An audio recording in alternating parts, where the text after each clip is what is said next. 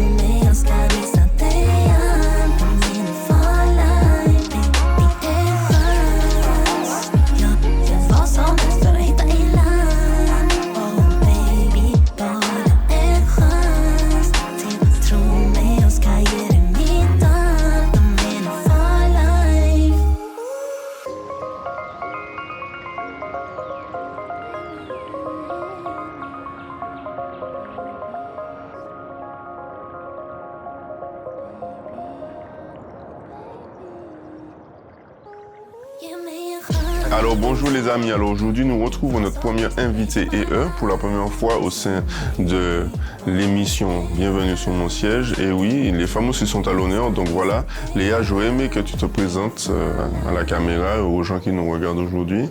Alors bonjour tout le monde, donc je m'appelle Léa, j'ai 27 ans, je suis infirmière, je suis aussi dans mes activités extérieures, on va dire modèle photo, modèle vidéo, et j'aime aussi un peu les réseaux sociaux, donc je suis un petit peu aussi sur les réseaux, donc voilà. Alors bienvenue Léa, aujourd'hui nous allons parler de ta vie, de le pourquoi du comment tu es là. Donc voilà, nous allons poursuivre, nous allons couper tes cheveux également, te faire un petit wave, te mettre belle, et puis voilà. Alors maintenant que tu t'es présentée, j'aimerais que tu me parles un peu de ton enfance, dans quel environnement tu as grandi et pourquoi en fait. D'accord. Alors étant plus jeune, moi j'ai grandi avec mes parents, donc ma mère, mon père. J'ai aussi 2 sœurs côté maman et un frère côté papa. Donc plus petite, j'ai grandi avec mes sœurs. On a grandi avec mes sœurs, donc ma mère et mon père tout ensemble. J'étais la petite gâtée puisque j'ai quand même 14-15 ans de différence avec elle. D'écart avec tes frères et sœurs. Exactement. Donc t'es la petite dernière. C'est ça. Petite chouchou. Exact. J'étais la petite gâtée, la petite peste aussi, la petite sirop. J'aimais bien les embêter, bien les taquiner, parce que c'était encore à l'école. Moi, j'étais plus petite, donc j'arrachais leurs cahiers et tout. Je faisais plein de bêtises quand j'étais plus jeune.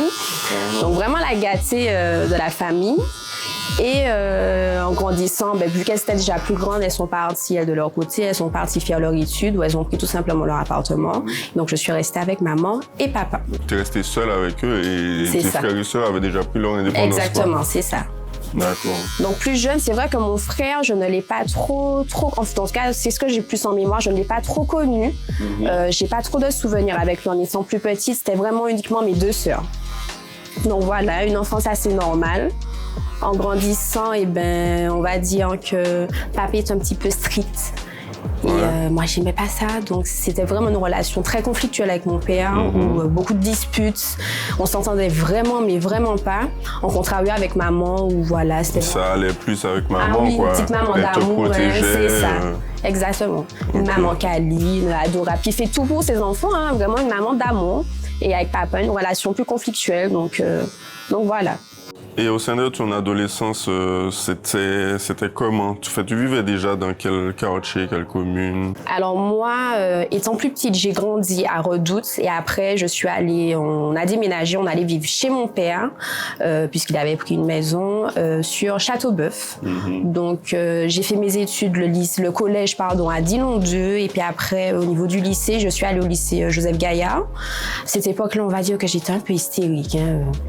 On va pas se le tu te décris comme ça? J'étais vraiment extravertie. Alors, c'est toujours le cas, mais j'étais une boule, vraiment une boule de feu, une boule d'énergie, toujours là à crier, à sauter dans tous les sens. Et voilà, c'était ça. C'était ça en étant plus jeune, comment j'étais. Et tu travaillais bien à l'école ou? Ouais, je sais pas trop. Normal, quoi. Classique, 10 de moyenne. Ouais, sans plus. Ok. Sans plus, voilà. Et au sein des études, tu as fait quoi exactement comme cursus scolaire? Alors au lycée, moi j'ai passé un bac ST2S, sciences technologiques de la santé et du social. Par la suite, donc en sortant, donc quand j'ai eu mon bac, j'ai fait une année de préparation donc pour passer le concours d'infirmière. Puis finalement, j'étais pas vraiment motivée. C'était vraiment une époque où j'étais un petit peu dans le flou. Donc vu que j'avais passé quelques concours, je les avais pas réussi. J'ai aussi vite laissé tomber et j'ai commencé à travailler. Donc j'ai travaillé pendant 4 ans dans le commerce, dans une grande enseigne de Martinique. Et finalement, je me suis dit, c'est bon, il faut que tu reprennes tes études, il faut que tu te bouges, c'est pas ce que tu veux faire pour tout au long de ta vie. Donc j'ai repassé mon concours d'infirmière et c'est à ce moment-là que je l'ai réussi. D'accord, ben ça tu m'apprends quelque chose parce que je ne savais pas du tout que tu étais dans le domaine médical et du coup ça te plaît? Ah oui, énormément. C'est vraiment un métier où je l'ai découvert vraiment. Donc la première fois où j'ai passé mes concours, on avait la possibilité de faire des stages. Donc j'ai pu faire un stage en libéral avec une infirmière libérale et c'est là que j'ai vraiment découvert le métier, prendre soin des autres, vraiment s'occuper d'autrui et c'est ce qui m'a beaucoup plu dans ce métier. D'accord. Ok, donc c'est la passion que tu as de prendre soin des autres, c'est ça. Voilà, les guérir, faire attention à eux, etc. Et puis il y a l'aspect aussi technique que j'aime beaucoup. Hein. Il y a beaucoup d'études. Ouais, c'est 3 ans. Ok. Alors on te connaît beaucoup aussi pour les réseaux sociaux, la mode, le sport. Donc comment tu as allié ces deux choses et puis par où ça a commencé? Alors, ça a commencé quand j'étais plus jeune. J'ai toujours été attirée par la photographie. Donc, moi-même, dans ma chambre, je posais mon téléphone dans un coin avec le retardateur. Tu te prends déjà pour une star, quoi. Je faisais des shootings improvisés dans ma chambre. Et il me semble, entre mes 18 et 20 ans, j'ai eu des propositions, notamment d'un photographe. Et là, c'est vraiment là que ça a commencé, où j'ai commencé à faire des shootings photos. J'ai commencé à collaborer avec plusieurs photographes. Et j'en ai profité aussi pour poster un peu tous ces shootings photos-là sur les réseaux sociaux. Et c'est là que ça a commencé. J'ai vraiment découvert une réelle passion pour la photographie, pour tout le modeling entre parenthèses. Et ça a débouché aussi sur des clips vidéo pour des artistes. Des vidéos un peu aussi humoristiques. Exactement. J'avais travaillé avec Bobby sur la reprise de Kalash Mwakamoun. Kakamoun à l'époque. Et du coup, ça t'a plu aussi d'être à la caméra, de jouer des jeux de rôle. C'est ça, vraiment très à l'aise. J'étais pas forcément stressée. Au contraire, j'étais vraiment très à l'aise devant la caméra, devant l'écran. Et depuis, j'ai pu faire pas mal de clips, notamment avec Tiston, Fou de vous, un artiste guyanais. Franchement, j'ai pu faire quand même certaines choses intéressantes à ce niveau. D'accord. Et comment tu allies aussi le sport? Parce que je vois que tu es souvent à la salle. Voilà, qu'est-ce qui t'a appris? C'est une passion, le sport, ou voilà, c'est question de diététique, etc. Avant, j'étais vraiment très mince. Et c'est vrai que quand j'ai commencé le sport, j'ai commencé à être beaucoup plus formée, plus musclée. Et au final, ça me plaît, ça fait du bien. C'est pas juste faire du sport pour avoir un beau physique, pour se sentir bien dans sa peau. C'est aussi être bien dans sa tête. Donc c'est vraiment un exutoire pour ma part. C'est vraiment un temps pour moi où je me détends. Ça peut être très paradoxal puisqu'en contrepartie, on fait beaucoup d'efforts. Voilà, faire du sport, c'est souffrir, mais ça me fait énormément de bien. Ouais, ça te permet de te vider la tête. Exact. Et puis tu es concentré. C'est ça. Moi, je vois parfaitement ce que tu veux dire. Mais du coup, là, je te fais un wave. Et justement, pourquoi les cheveux courts? Pourquoi après, tu les portes très bien, les cheveux courts. Mais je veux dire, enfin, pourquoi tu as opté pour cette façon de se coiffer? Je pense qu'il y a une forme de facilité avec les cheveux courts. Et je pense que c'est un problème d'éducation. Moi, avec ma mère, on ne m'a jamais habituée à me coiffer. J'ai commencé très jeune les défrisages. Je sais que c'est très toxique, c'est vraiment un produit chimique qui n'est vraiment pas bon pour la santé. Mais j'ai commencé très jeune et j'ai essayé même il y a peut-être 2 ans de faire une transition à retourner aux cheveux naturels et je devenais complètement folle. J'arrivais pas. C'est vraiment une question d'éducation. Il faut y être habitué et moi, je n'ai pas réussi et j'ai aussi vite couper mes cheveux et retourner à cette coupe courte et à recommencer ce train-train des frisage, wave et consorts. Je sais que c'est vraiment pas bon, mais... Mais après ça débute étant petit. Enfin, moi, je pense que aussi les parents devraient apprendre aux enfants de se coiffer avec leurs cheveux naturels parce que ça, c'est un problème voilà, qui me touche pratiquement tous les jours où les clientèles viennent, elles demandent automatiquement un wave, un défrisage, un truc, alors que si tout le monde apprend à se coiffer avec ses cheveux naturels, déjà la terre va se porter mieux. C'est ça. Parce que c'est des produits chimiques, c'est des trucs. Moi, si je pouvais arrêter d'en faire, j'aurais arrêté. Bon, il y a beaucoup de demandes vis-à-vis de ça. Mais bon, si c'est comme ça que ça te convient, moi, je suis OK, hein. Après, il y a aussi ce souci, on a ce côté un petit peu mal parlant, c'est la vérité. Maman, tu as les cheveux grainés. Il y a toujours une réflexion négative par rapport aux cheveux naturels et aux cheveux crépus. Et c'est vrai que c'est soit on a le mental, soit on l'a pas. Et c'est soit on l'accepte, soit on l'accepte pas. Et même aujourd'hui, en 2023, où on prône le cheveu crépus, le cheveu naturel, assumer sa crinière, au quotidien, c'est vraiment pas le cas. Il y a toujours du monde pour faire une réflexion péjoratif par rapport à sa nature de cheveux et c'est vraiment déplaisant au quotidien. Et moi, j'avoue, je n'ai pas réussi à tenir ce cap et à garder mes cheveux naturels et j'ai préféré prendre pour le coup la facilité. OK. Alors voilà, tu nous as parlé de ton métier, ton adolescence, etc., mais quelle est cette nouvelle qui a bouleversé ta vie? Ma vie, c'est ça. Quelle est la nouvelle qui a bouleversé ta vie? Alors, dans ma dernière année d'études, donc en 3e année d'école d'infirmière, à la rentrée, on apprend donc avec mes sœurs que ma mère a un cancer du sein qui a déjà, où il y a déjà des métastases. Donc ça veut dire que le cancer s'est déjà délocalisé ailleurs qu'au sein. Et là, pour le coup, c'était au niveau des poumons. Et en plus de cela, on apprend que c'est un cancer qui n'est pas guérissable, puisqu'elle a une forme de cancer du sein qui est très, très, très agressif, qui s'appelle le cancer du sein triple négatif. Et c'est vraiment la nouvelle qui nous ébranle toutes, dont ma mère, bien évidemment, et qui nous bouleverse du tout au tout. Et du coup, toi, tu étais en études à ce moment-là? C'est ça, exactement. Et surtout qu'en 3e année, c'est là qu'on aborde toutes les matières en lien avec les cancers du sein, enfin les cancers, de manière générale, la prise en charge. Donc, je suis en plein dedans. J'ai les études à côté où on nous apprend et j'ai ma mère en contrepartie où qu'on vient d'apprendre qui a cette maladie. Donc, tu savais déjà... Oui. Puisque moi-même, j'ai fait mes recherches de mon côté et même le jour de l'annonce, les mots du médecin ont été mot pour mot, ce n'est pas guérissable. Donc, même si on a espoir de vouloir entrer dans un processus où elle va peut-être en guérir, il y avait pas espoir du tout. D'accord.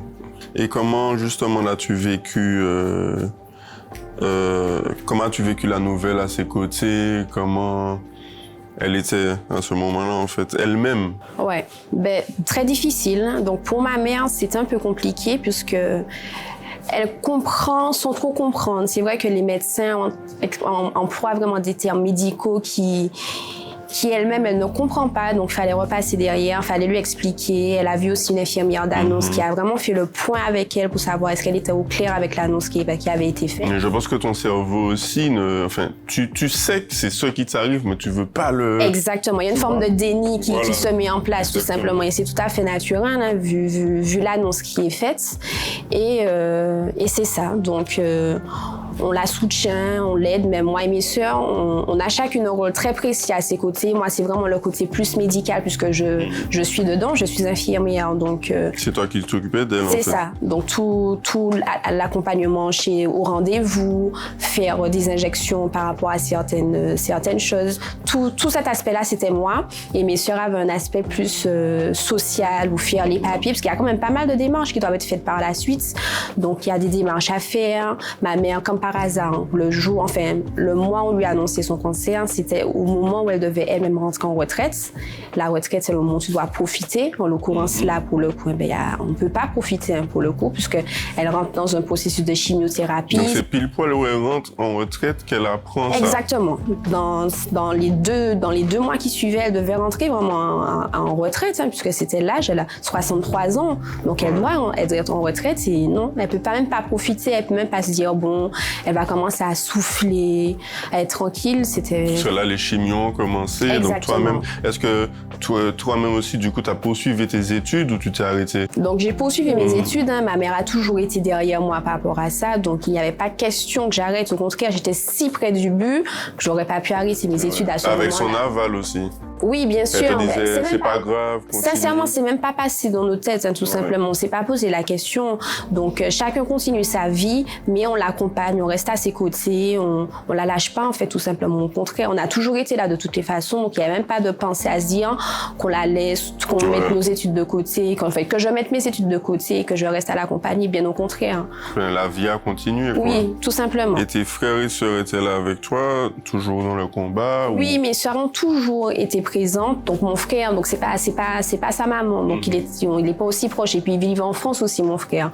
Mais en tout cas, moi et mes sœurs qui vivent en Martinique, on a toujours été à ses côtés, on l'accompagnait pour ses rendez-vous, pour toutes les démarches qu'il y avait à faire à côté, on est toujours été présentes. Et du coup, à ce moment-là, comment ton papa était, lui? Comment il a pris la nouvelle? Il était toujours avec vous, en fait? Oui, on vit à 3 à la maison à ce moment-là. Donc, papa, je pense que lui aussi, il a pas trop conscience. Il sait que maman est malade, mais il en prend pas vraiment trop conscience de son côté. Il continue son petit train-train, sa petite vie. Faut savoir que quelques années plus tôt, mon père avait fait un AVC, qui fait qu'à cette époque-là, il s'était un petit peu laissé aller. Il faisait plus trop d'efforts. On va dire qu'il était grabataire à ce moment-là. Donc, il sait que maman est malade, mais bon, pour lui, ça va passer. Voilà, c'est juste quelque chose qui va passer sans plus, quoi. Et pendant cette période, comment tu l'as aidé à faire les démarches? Est-ce qu'elle a été suivie par une association, par des gens? Voilà, j'aurais aimé connaître le processus. D'accord. Pour le coup, ça a commencé par la chimiothérapie qui a été faite à Clarac. Très bonne prise en charge. Au début, elle a eu une très bonne tolérance par rapport à la chimiothérapie, donc ça se passait bien. Au contraire, la maladie régressait pour le coup. Ouais, ok. Donc, sauf qu'elle avait vraiment de grosses chimiothérapies qui étaient beaucoup trop lourdes pour elle. Donc, forcément, ça se passe très bien au début, mais le corps, au bout d'un moment, il ne suit plus, il ne tolère plus. Ouais. Donc, à contrario, c'est là que la maladie recommence de plus belle et elle continue à progresser. Et on en arrive à un stade où donc ça s'était déjà délocalisé dans un premier temps au niveau des poumons. Et là, elle arrive à avoir des métastases au cerveau. Et encore une fois, c'est la descente puisque elle a dû se faire opérer, l'opération s'est très mal passée et elle décline au fur et à mesure. La chimiothérapie, son corps ne tolère plus, mais plus du tout. Elle est épuisée, elle en peut plus. Et en contrepartie, la maladie, elle n'attend que ça. Hein. Ouais. Ce petit moment d'accalmie-là, elle progresse et elle attaque, tout simplement. Et du coup, tes parents étaient mariés à ce moment-là ou du coup, ils vivaient en concubinage? C'était comment à la maison? Mes parents vivaient en concubinage. Donc, il y avait ce désir de ma mère de se marier depuis des années. Ça ne s'était pas fait. C'est vrai qu'à sa sortie de l'hôpital, quand elle s'était fait opérer au cerveau par rapport à ses métastases, elle avait fait une seule et unique demande, c'est de se marier. Donc, ça remontait, il me semble, à juillet de l'année dernière. Finalement, chacun de notre côté, on a traîné, chacun a repris sa vie. Elle-même, de son côté, elle avait encore repris la chimiothérapie. Elle avait aussi repris la kinésithérapie puisqu'elle avait une perte de mobilité par rapport à l'opération. Donc, c'est un petit peu passé à la trappe, entre parenthèses. Et à un moment, la maladie a une fois de plus repris le dessus, mais encore de plus belle. Et là, on a senti que c'était vraiment le moment ou jamais pour le faire. Donc, d'un commun accord, on avait avec mes parents, donc ma maman et mon papa. Est-ce que vous êtes d'accord? Est-ce que vous voulez vous marier, etc. Donc, on a fait un mariage religieux, rien d'administratif, rien de pas de choses à la mairie. On s'est pas cassé la tête, vraiment quelque chose uniquement de religieux. Donc, c'était la famille, vous avez loué un endroit? Non, même pas, on l'a fait à la maison. Okay. Toute la famille a mis la main à la pâte, tout le monde a participé, décoration, gâteau. Vraiment dans l'intimité? Exactement. Uniquement la famille, les amis proches. Et on a fait ce petit moment-là à la maison entre nous. Ok. Et raconte-moi le déroulé du jour, comment ça s'est passé. En fait, ta mère était alitée à ce moment-là? Exactement. Elle était alitée puisqu'elle était plus en capacité de se déplacer comme elle le souhaitait. Elle était vraiment plus autonome. Elle avait vraiment besoin d'une aide. D'ailleurs, pour se déplacer, elle avait une chaise roulante à la maison. Donc voilà, une petite journée qui commence. C'est un dimanche. Le matin, je me rappelle, je les vois, mon père qui va près du lit médicalisé de ma maman. Ils sont là, ils prennent leur café ensemble. Et je n'ai jamais oublié cette petite phrase. Il est là qu'il va aller voir sa dulcinée. Sa dulcinée. C'est le jeu du mariage. C'est ça, exactement. Au taquet. Au taquet. Et du coup, toute la journée, ça se passe bien. Donc, photographe, machin. C'était son souhait de se marier. C'est ça. Il y avait une petite chorale, il y avait de la musique, il y avait quelqu'un qui jouait de la guitare. C'était vraiment un beau moment. Donc, il y a le prêtre qui vient à la maison, il y a la cérémonie qui se passe, il y a l'échange des alliances, et puis par la suite, tout le monde qui vient embrasser les mariés. Et tout d'un coup, mon père ne se sent pas bien. Donc, on l'emmène avec ma grande cousine dans la chambre. Et c'est fini. Il fait un arrêt dans la chambre, donc un arrêt cardiaque. Et voilà. Et du coup, c'est assez déroutant, mais c'est toi qui vois cette action. C'est ça. C'est toi qui le vois la première en train de faire... Oui, puisqu'on l'a couché sur le lit, il disait se sentir pas bien, qu'il avait chaud. Et c'est vrai que c'était un dimanche, il faisait hyper chaud. Donc, on lui enlève la chemise, on lui enlève sa veste, on le couche sur le lit. Et il fait un arrêt. Donc, comme par hasard, ce jour-là, toutes mes copines, donc qui sont aussi infirmières, étaient présentes. C'est un peu compliqué puisque chacune travaille dans différents hôpitaux, soit elle travaille de nuit. Et comme par hasard, pour la première fois, elles sont toutes disponibles et elles étaient là. Donc elles ont fait les premiers soins avec toi. Exactement, on a fait les premiers soins, on a massé, on a fait le nécessaire, le SAMU est venu. Donc tout ça dans un esprit festif. Donc les gens n'ont pas suivi, lui il était dans la chambre. Dans la chambre, on s'enferme dans la chambre forcément pour faire le nécessaire. Donc on a massé et le SAMU est arrivé par la suite. Donc, quand tout le corps médical est présent et voit en fait que ce n'est pas juste un simple malaise, là, on est vraiment sur... Une crise cardiaque sérieuse. Voilà, on est vraiment sur un soin vital. C'est là que tout le monde prend conscience de l'ampleur du problème, en fait. Et à ce moment-là, les gens ont suivi. Est-ce qu'il y a eu de l'affolement ou... Je t'avoue que moi, de mon côté, j'étais pas dans un état où je pouvais prendre conscience de ce qui se passait autour de moi. Je voyais juste mon père à terre, mes copines qui font le nécessaire et le SAMU qui vient. Donc, je ne pourrais pas vraiment te dire comment était ma famille autour. Je sais juste que j'ai bousqué mes sœurs un moment pour leur faire comprendre que là, c'est pas ça. Là, papa est mort, en fait. Il n'y a pas d'autre mot. Mon père est mort. Donc, il n'y a pas de fête. Et je me rappelle pas de l'ambiance qu'il y avait autour. Il y avait juste moi, mes copines, le SAMU et mon père à terre. Ok. Et à la suite de ça, quand tu as été voir ta mère a suivi ce qui se passait dans la maison? Je suis restée très loin d'elle. Je ne vais pas mentir. Je suis restée loin d'elle. Je suis pas allée la voir. Et il n'y a que quand le médecin du SAMU m'a dit que là, on peut plus rien faire, qu'on va devoir arrêter le massage. Donc, à ce moment-là, il faut faire l'annonce. Il faut dire concrètement à ma maman qu'il est décédé. Ce n'est qu'à ce moment-là que je suis allée la voir pour que le médecin lui fasse l'annonce. À mon grand étonnement, je pense qu'elle avait déjà suivi. Ma mère était vraiment très réactive. C'est quelqu'un elle voyait vite quand il y avait un problème. Donc, je pense qu'elle avait déjà suivi depuis un moment puisqu'il y a eu près d'1 heure de massage. On n'est pas resté sur... Je pense qu'elle avait déjà compris que c'était pas juste un simple malaise. C'est terrible. Et quand le médecin lui a appris ça, comment elle était? Très calme. Très calme? Très calme. Je crois qu'elle a répondu d'accord ou elle a juste redemandé est-ce qu'il est bien décédé, mais d'un calme incroyable. Moi-même, je pensais que ça se serait passé différemment.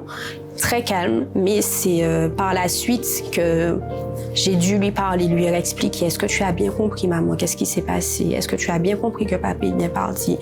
Et c'est là qu'elle a commencé à craquer. Ma mère était vraiment quelqu'un de très dur, donc elle montre pas trop ses émotions. Elle va pas pleurer en public. Elle préfère se contenir que que pleurer, même devant moi, sa propre fille. En fait, okay. Et c'est vraiment sur plusieurs jours que j'ai dû prendre le temps de discuter avec elle pour qu'elle puisse lâcher prise et pleurer. Parce que, et ton père avait quel âge à ce moment-là? Papa avait 68 ans.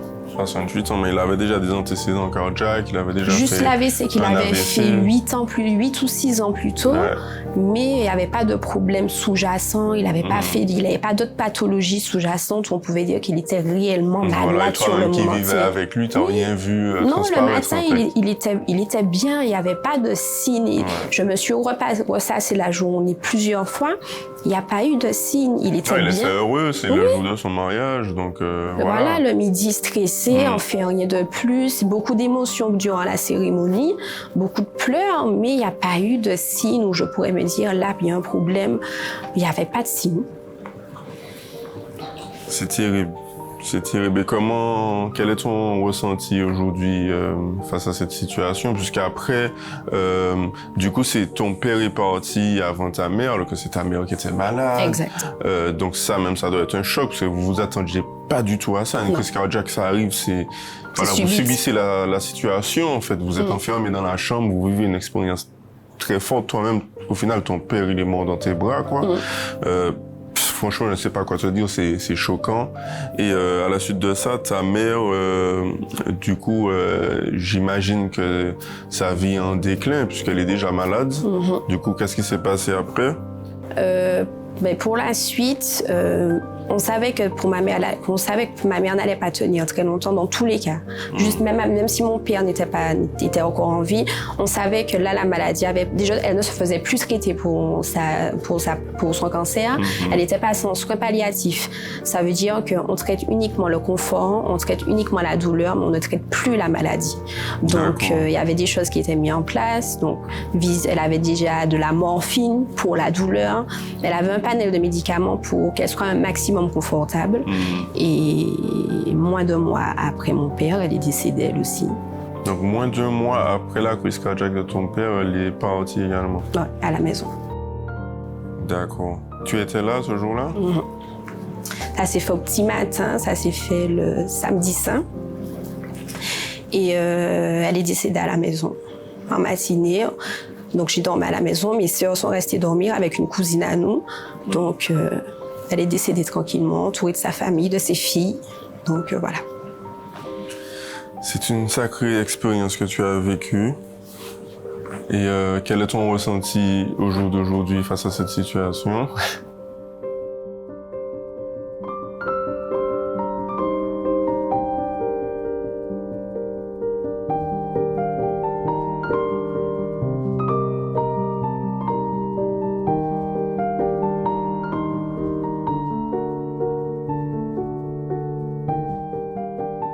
D'accord. Et face à cette réalité au jour d'aujourd'hui, c'est quoi ton ressenti, comment tu le vis, puisque on te connaît à travers les réseaux, voilà, moi je te suis et on ne dirait jamais que tu as vécu cette expérience qui s'est faite récemment. On est en juillet, ça s'est fait en mars, maman en avril, c'est ça? Ouais. Donc, tu vois, comment tu vis cette expérience, toi, à l'intérieur? C'est compliqué, je vais pas mentir, c'est pas facile. Je fais toujours la comparaison avec une tempête et je suis en plein milieu de la tempête. Donc, on essaie d'avancer tous les jours, de garder la tête haute, mais c'est pas facile. C'est pas simple. C'est pas simple. Heureusement, je suis vraiment bien entourée. J'ai mes sœurs, j'ai mes amis qui m'aident énormément, mais c'est pas facile de garder la tête haute et d'avancer, de se dire que ça va passer. Au contraire, j'ai l'impression que plus les mois avancent et plus c'est difficile. Tu as le manque, en fait. Ah oui, ouais. Le manque, c'est horrible. Ne plus voir, ne plus toucher. Garder ses habitudes, entendre maman écouter la télé toute la journée, être au téléphone, voir papa faire toutes ces bêtises. C'est mine de rien, des petits actes du quotidien, ça manque et c'est dur à vivre. C'est hyper dur de se réveiller, puisque je vis encore à la maison. Donc de se retrouver du jour au lendemain, de tout à rien. C'est horrible. Ouais, ça va être super compliqué. Mais comment tu t'évades, en fait, dans cette situation? Parce que tu vis dans la même maison, tu as tous les souvenirs, je suppose. Comment est-ce que tu as fait quelque chose pour t'évader, pour te sentir au mieux? Voilà, parle-moi un peu de ton expérience après. Je vais pas mentir, ça peut paraître un peu choquant, mais j'ai vidé la maison. J'ai tout vidé parce que tout ce qu'il y avait, ça me rappelait forcément mes parents. Et même si là, encore aujourd'hui, il n'y a plus rien, il y a encore tous les souvenirs dans la tête. Ouais. Voilà, c'est toujours présent. Donc, je sors avec mes copines. J'essaye le moins possible de me renfermer sur moi-même et je voyage. Ça m'aide énormément, notamment en mai où je suis partie toute seule en République dominicaine, donc à Punta Cana.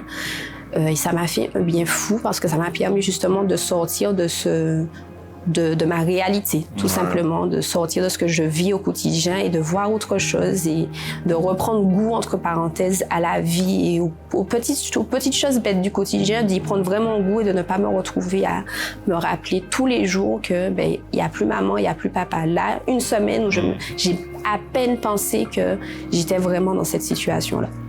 D'accord. Voilà. Donc tu vis ça au quotidien, quoi, le manque. Complètement. Voilà, je rappelle, tu as 27 ans, tu es jeune, tu as perdu tes 2 parents en moins d'1 mois, c'est terrible. Franchement, j'imagine à peine ce que tu vis, parce que moi, je mets ainsi, mais c'est terrible. Et je suppose que tu n'es pas la seule dans cette situation. Donc voilà, quoi.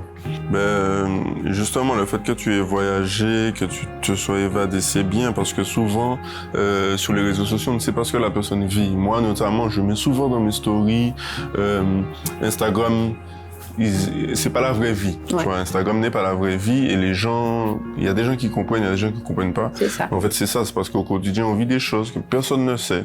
On montre ce qu'on a envie de montrer. Exact.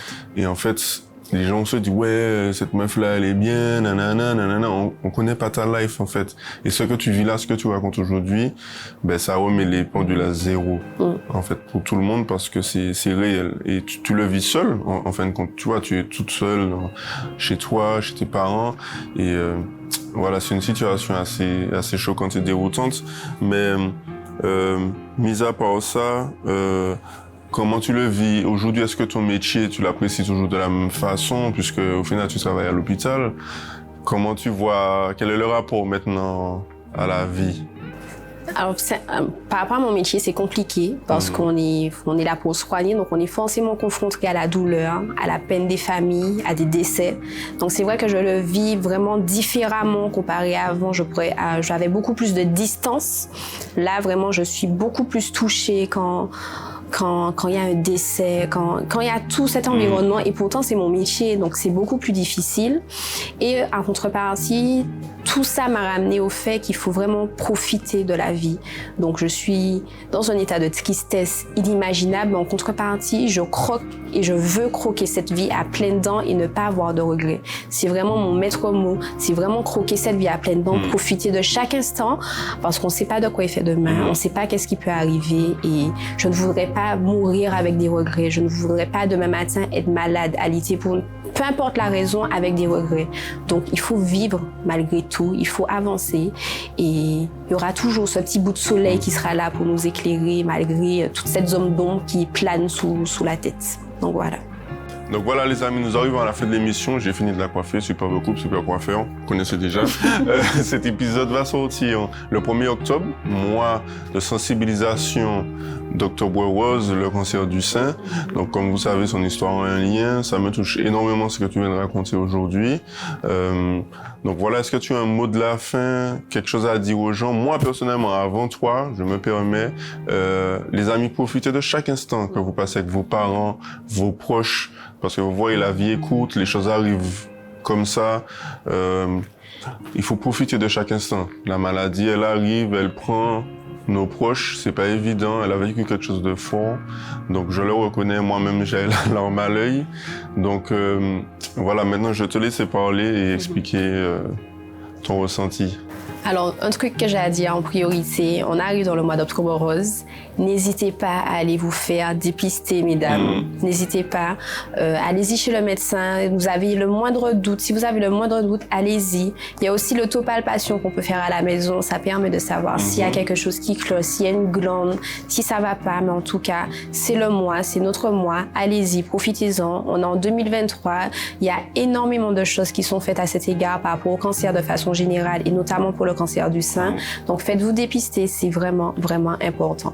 Donc voilà, et surtout profitez de la vie. Apprenez à dire je t'aime matin, midi et soir. Vomissez des je t'aime. Donnez beaucoup de love à vos entourages. N'hésitez pas, c'est important parce qu'on ne sait pas de quoi il fait demain. Donc voilà. Voilà, merci Léa pour ton histoire. N'oubliez pas de vous abonner, de liker, de partager un max cette vidéo. Et voilà, je vous remercie pour ce visionnage. Et bon mois d'Octobre Rose à vous. Et merci pour la coupe. T'inquiète pas, je te montre la coupe. Nickel. Voilà, toi, du coup, c'est wave, plaqué, Et c'est fini. paquet de gel et c'est fini. Mais ça lui va très bien comme ça. C'est ça. Ok, à la prochaine les amis. Merci beaucoup. Give me a chance. Your voice on